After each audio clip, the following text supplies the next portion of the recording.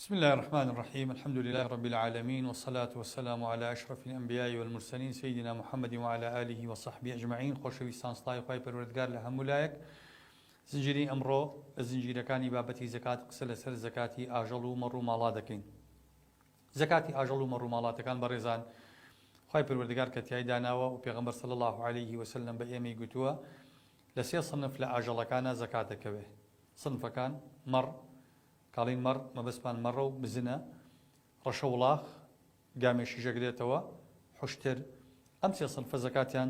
تیا واجبە بە پێی دەلیلە شەرعیەکان کە هاتوون. ئاسک، گوێدرێژ،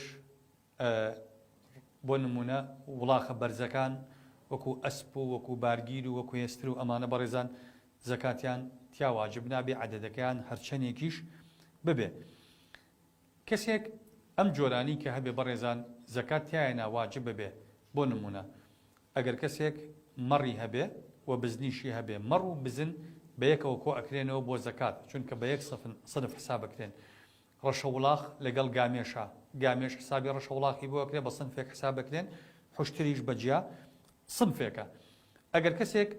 وڵاغەکانی یا مەڕ و ماڵاتەکەی لە هەر شوێنێک بێ، بۆ نمونە 50 سەری هەیە لەم دێ، 100 سەری هەیە لەو دێ، 200 سەری هەیە لەو دێە، هەموویان پێکەوە ساڵانە بۆکو یەک مەجموع زەکاتیان لێ دەرەکرێ. لێرە 20 سەری هەیە لە شوێنێککە 20 سەری هەیە، 40 سەرەکە لە 40 سەر زەکات دەرەچێ. نەک بڵێ من 20 سەرم هەیە زەکاتی لێ دەرناچێنە، کۆی ئەو داهاتی کە ئەو هەیەی ئەو مەڕ و ماڵەتی کە هەیەی لەوانە زەکات دەرئەچێ. مەرجەکانی زەکات بەڕێزان لەو ئاژەڵانی کە زەکاتیان تیا واجب ئەبێ و کە عەرزم کردن چییە؟ خاڵی یەکەم ئەبێ ئەم ئاژەڵانە ئاژەڵی وەبەرهێنان بن، یعنی ئاژەڵێک بن بۆ نمونە کابرا بە خێویانەکە بۆ گۆشتەکەی، بۆ شیرەکەی، بۆ خوریەکەی، بۆ ئەم بابەتانە. بەڵام ئەسپێکە بۆ جوانی ڕاگیراوە، یا بۆ نمونە گایە کە بۆ جوود ڕاگیراوە، ئەمانە زەکات تیایە واجب نابێت، چونکە ئەمانە هی ئیشن، ئەمانە عامیلن، ئەمانە بۆ نمونە بارگیرێکی قاچاقچێتیە زەکات تیایە، هەر ئەستن وەکو عەرزم کردن سنفەکانیشی زەکات تیایە واجب نابێت. لەبەرەوە ئەو شتانی کە بۆ ئینسان بۆ ڕاگرتنی خۆی حتا ئەمانە لە عروضی تیجاریشە زەکات تیایە واجب نابێ. یعنی وەکو کاڵایەکی بازرگانی سیر ناکرێن، چون کابرا 5 ئەسپی هەیە بۆ جوانی ڕایگرتەوە بۆ خۆی، بۆ نمونە وڵاخی تری هەیە گاجووت و ئەمانی هەیە وەکو عەرزم کردن بۆ جوود ڕایگرتوون، ئەمانە زەکات تیایە واجب نابێ. بەڵام مانگای شیر و مانگای گۆشت و ئەم بابەتانە ئەوانە زەکات تیایە واجب بێ. خاڵێکی تر ئەبێ ڕێژی ئەم ئاژەڵانە بگاتە حەدی زەکات، وەکو پارە، وەکو بەرهەمی کشت و کاڵی کە عەرزم کردن ئەمی ڕێژەی خۆی هەیە. بۆ نمونە حوشتر تا 4 حوشتر زەکات تیایە واجب نییە، لە 5 حوشتر زەکات تیایە واجبە، کاوڕێک تیایە واجبە، لە 10 حوشتر 2 کاوڕ، لە 15 حوشتر 3 کاوڕ، لە 20 حوشتر 4 کاوڕ، لە 25 حوشتر ئینجا زەکاتی حوشتر ئەبێ بە حوشتر خۆی، هەتا 20 حوشتر لە صنفی خۆی تا 24 حوشتر لە صنفی خۆی زەکات دەرناچێت، لە 25 حوشتر لە صنفی خۆی زەکات دەرەچێت کە زەکاتی حوشتر ئەبێ بە حوشترێک. مەڕ و ماڵات بەڕێزان، مەڕ بەڕێزان لە 40 سەر سەرێک زەکاتێکەوێ، باشە لە 121 سەر 2 سەر زەکاتێکەوێ، لە 201 سەر 3 سەر زەکاتێکەوێ، هەتا وەکو 400 سەر لە 400 سەر ئەوجا 4 سەر زەکاتێکەوێ. خاڵی سێیەم یا مەرجی سێیەم لە مەرجەکانی واجببوونی زەکات لە ئاژەڵ و مەڕ و ماڵاتە ئەوەی ئەبێ کە ساڵ بەسەر بوونیە وەربچەرخێ. واتە بۆ نمونە کابرا 40 سەر مەڕی کڕیوە، 2 مانگە 40 سەر مەڕی هەیە، زەکات تیایە ناکەوێت. ساڵێکی کە ئەم کات زەکات تیایە واجبە بێت لە ئەسڵەکەیە، بەڵام لە بەرخەکانە نا. یعنی بۆ نمونە ئەم 40 سەر مەڕە لەم ساڵە کە کڕیومانە، ساڵێکی کە ئەم کاتە ئەم 40 سەر مەڕە بووە بە 100 سەر بە بەرخەکانەوە. مەرج نییە بەرخەکان ساڵیان بەسەراتێ پڕ بێ، ئەسڵی 40 سەر مەڕەکە زەکاتی بەسەراتێ ساڵی بەسەراتێ پڕ بوو بێ، دوای ئێمە کۆی مەڕ و بەرخەکان بەیەکەوە هەمووی زەکاتی لێ دەرەکەین ئەگەر چی بەرخەکان ساڵیشیان بەسەرا تێنەپەڕیوە. خاڵێکی تر بۆ مەرجە بۆ ئەم ئاژەڵانە کە زەکاتیان تیا بکەوێ، ئەویش ئەوەیە ئەبێ ئەم ئاژەڵانە 6 مانگ و بەرەو ژوور بلەوەڕێن، لە دەشت بلەوەڕێن. ئەگەر ئێمە بۆ نمونە لە نیوەی ساڵەکەیە یا نیوەی ساڵەکە و زیاتر بە پارە بەخێومان نەکردن، علەفمان بۆ ئەکری، کامان بۆ ئەکری، جۆمان بۆ ئەکری، زەکات تیایە واجب نابێ ئەگەر 500 سەریش بێ، چونکە ئەوەی پێغەمبەری خوا صلی الله عليه وسلم ئەفەرمێ فی السائیمەتی زەکات، لەو ئاژەڵانی بەدەمی خۆیان بە درێژایی ساڵ ئەلەوەڕێن، ئەمانە زەکات تیایە واجبە بێ. کەواتە حەدی فاسیل بریتیە لە ساڵ. ئەگەر زۆربەی ساڵەکە 7 مانگی ساڵەکە لە دەشتا ئەلەوەڕان زەکات تایە ناواجبە بێ ئەگەر 6 مانگ لە دەشتە لەوەڕان 6 مانگ علەفیان ئەدرایە لە ماڵە ئەمە زەکات تایە ناواجب نابێت کەواتە ساڵەکە حەدی فەیسەڵە نیوەی ساڵ ئەبێ بە حەدی فەیسەڵ خاڵێکی تر کە گرنگە ئێمە ئاگامان لێ بێ بۆ واجببوونی زەکات و کومەرج ئەم ئاژەڵانە ئەبێ ئاژەڵی ماڵی بن ئاژەڵی خۆماڵی کەری کێوی زەکات تایە واجب نابێ بۆ نمونە بزنی کێوی کەڵی کێوی زەکات تایە واجب نابێ ئەبێ ئەمانە ماڵی بن و بەخێو بکرێن ئەو جار زەکات تایە واجبە بێ خاڵێکی تر بەڕێزان ئەبێ ئەمانە کە زەکاتیان ئەدەین وەکو عەرزم کردن مەجموعیان بێنین زەکاتیان بدەین بچووکەکان بەچکەکان ئەگەر هاتوو لە دایکبووی گەورەکان بوون زەکات تایە واجب ئەبێ کە زەکات تایە واجب ئەبێ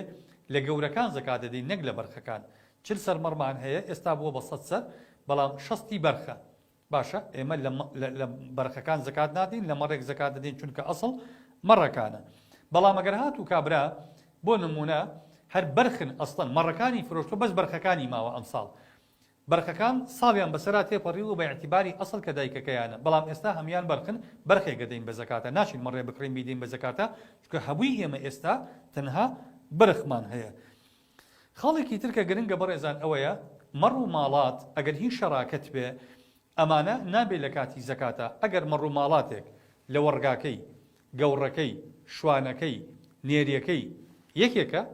ئەمانە لە کاتێکا کە زەکات تایە واجب ئەبێ دروست نییە شەریکەکان جای بکەنەوە لە یەکتر هەروەکو چۆن بۆ نمونە کۆمەڵێک دروست نییە شەریک بن بیکەن بە یەکا لە کاتی زەکاتە ئاواش دروست نییە شەریکەکان جای بکەنەوە لە یەک لە ترسی ئەوەی کە زەکات تایە کەم بکرێتەوە چونکە پێغەمبەر فەرمێ صلی الله عليه وسلم ولا يجمع بين متفرق ولا يفرق بين مجتمع ئەفەرمێ خشية الصدقة ئەفەرمێ کۆمەڵ پەرت ناکرێ پەرتیش کۆمەڵ ناکرێ بۆ نمونە ئێمە 4 شەریکمان هەیە 40 سەرمەڕیان هەیە 2 شەریکمان هەیە 40 سەرمەڕیان هەیە مەڕەکان شەریکن هەر پێکەوەن هەر لەو دەشتە پێکەوەن مەڕەکان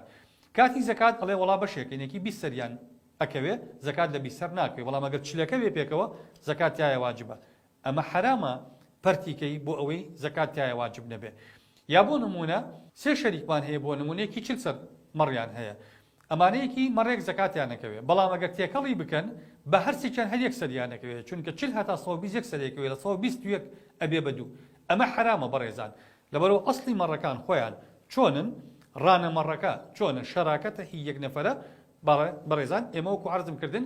لەبەر سەدەقات تێکەڵی ناکەین بەڵام هی یەک نەفەر خۆی چەند سەر مەڕێکی هەیە و چەند ڕانێکی هەیە لە چەند شوێنێکی جیاوازە هی ئەو کۆکرێت چکە مالیکەکەیان یەکێکە بەڵام لە شەراکەتە خاوەنداریەتەکان جیاوازن خاوەنداریەتەکان تێکەڵ ناکرێن لەگەڵ یەک لە ترسی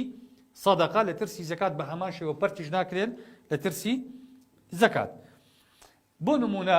ئەگەر هاتوو 40 سەرمەڕمان هەبوو وەکو عەرزم کردن 40 سەرەکە پێکەوە زەکاتێکەوە بەڵام 40 سەرمەڕەکە هی دوو کەسن شەریکن بەڵام شەراکەتەکەیان چۆنە شەراکەتەکەیان 10 سەری هی کەسێکە 30 سەری هی نەفەرێکی ترە یەک مەڕ زەکاتێکەوێ بەڵام دوایی ئەو مەڕە ئەم یەک لە سەرچوانی مەڕەکەی زەکات دەکەوێت نەک بڵێن وەڵا ئێمە مەڕێکمان ناوە شەریکین و لە 40 سەرەکە 40 سەرەکە دەیهی ئەمە سیهی ئەوە ئەو مەڕێی کە داومانە بە زەکاتە سێ لە سەرچواری قیمەتەکەی لەسەر ئەوە یەک لە سەرچواری قیمەتەکەی لەسەر ئەم کەسەیە کە بە یەک لەسەردا شەریکەتیایە لێ زەکاتی شابەڕێزان حەدی وەسەد وەرەگیرێ لە زەکاتە تۆ ناچی لە مەڕانە مەڕێکە نێریەکەی یا بەرانەکەی وەربگری نەخشتی حیوانێکی زەعیفی لاوازی بێکەڵک وەربگری و ئینەما حەدێکی وەسەد وەرەگری ئەستی شوایە بەڕێزان